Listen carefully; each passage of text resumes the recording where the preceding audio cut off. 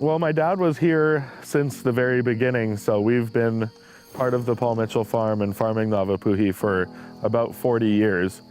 I've only been here for 38 years, so my entire life. I was born into it. I was born into the Paul Mitchell family. I'm Manuel McDonald, and I'm the middle son of Harry McDonald.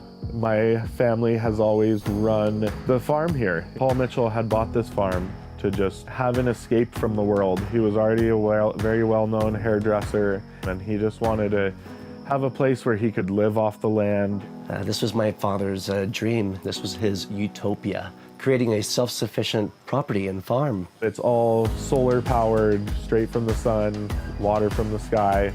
That's always what Paul's dream was, to just live off the land and feed the land, and the land would feed you. And he planted fruit trees of every different kind. So we have avocado trees and lemon trees and oranges and tangerines and tangelos and bananas and hundreds of different flowers and all kinds of stuff. My dad, Harry McDonald, had this little health food store, and Paul Mitchell was a regular in there, and then they just became very close friends. This one day when they were hiking in Waipio Valley, they came across this woman that was this Hawaiian woman, and she was showering in this waterfall with these flowers, these red flowers, and she was squeezing them on her hair. Paul, being this wild and crazy hairdresser, he was just blown away. So I got the Awapuhi, took it back to my house, squeezed the juice out of the Awapuhi right onto my hair, lathered it up, and it was remarkable. So I took that, sent it to my chemist. They got all excited about it. John Paul got all excited about it. Then we went down to the valleys and found out how we could actually harvest it and get it out. But the thing that makes it special, and why they use it in shampoos and the Hawaiians would use it, is that the ginger has 19 of the 21 amino acids that hair needs, and that's what makes it special. The Hawaiians, they would use the gel from the flower, and they would squeeze it out and use it as a shampoo, just straight from the flower. And that's where you will see Paul drinking the gel right from the flower, and Angus does it too. It's great, man, it's great. They started looking into the root, and they found that the root has all the same properties as the gel, just extremely concentrated. This is just some of the ginger that we have, but all these beds right here are the Awapuhi ginger in them. It's a seasonal plant, so right now it's dormant, and the roots are just under the ground, and they're still growing, but like I said, it's seasonal. So right now all the greenery and all the flowers and everything has died back. So when it comes to about like June or July, it'll start shooting all back up, and these will be like 4 foot tall of thick green ginger and big red flowers. That's when we do our harvest, and we'll dig them up and get what we need out of it, and then we'll redig the beds, fertilize them, and stick the ginger root back in, and that's how we replant them.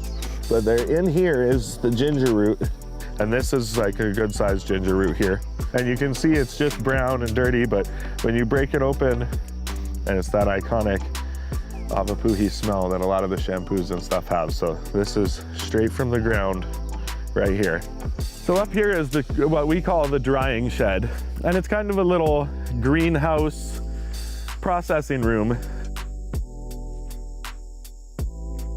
So when we harvest the ginger, we'll bring it over here all dirty. Then we'll bring them over, we'll put them out on this big screen out here and pressure wash them all with a high-powered pressure washer, just to take off all the loose dirt. And then in these sinks, we'll further break it apart by hand, and then we'll hand wash them in here.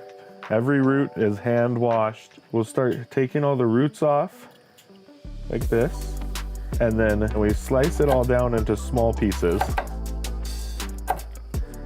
Then these chunks here, and you can smell that ginger now as soon as you start cutting it up. So we'll put it onto screens like this, and then these screens we'll take upstairs into the drying room. So this drying shed here is basically a copy of a solar dehydrator that Paul Mitchell and my father, Harry McDonald, they created. It is very efficient in drying things. When the sun hits it, it can get up to 130 degrees. And so it only takes about 2 days for the ginger to dry. Once the ginger is to a very dry, crunchy texture, we'll bring the ginger over and we'll feed it through this hammer mill. And what comes out is this powder. And so this is the dried Awapuhi powder. And this is what we will send off to the factory. And so this is what goes into the product.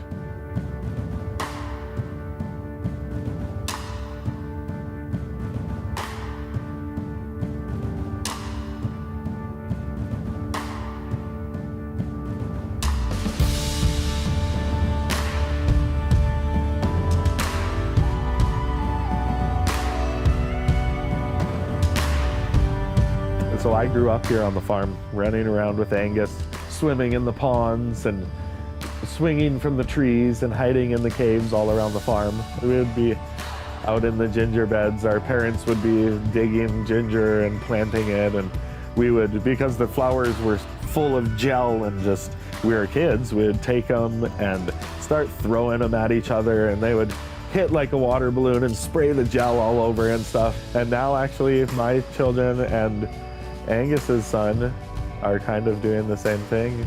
And then as my parents got older and kind of started to retire a little bit, then I started slowly kind of taking over their duties here at the farm. And now my kids are running around and jumping in the ponds and taking people on tours and, you know, just living off the land, kind of what Paul always envisioned to have. So it's definitely on to the next generation. Today I get to think about my son. My father is resting here on this beautiful land with my grandmother and also John Paul's mother. And it's just a beautiful family to be a part of. So out of this piece of ginger, a whole new generation of ginger will start growing. It's all harvested by hand and processed by hand. And so there's definitely that sense of tranquility and love that goes into every root that is harvested, spreading that love around the world.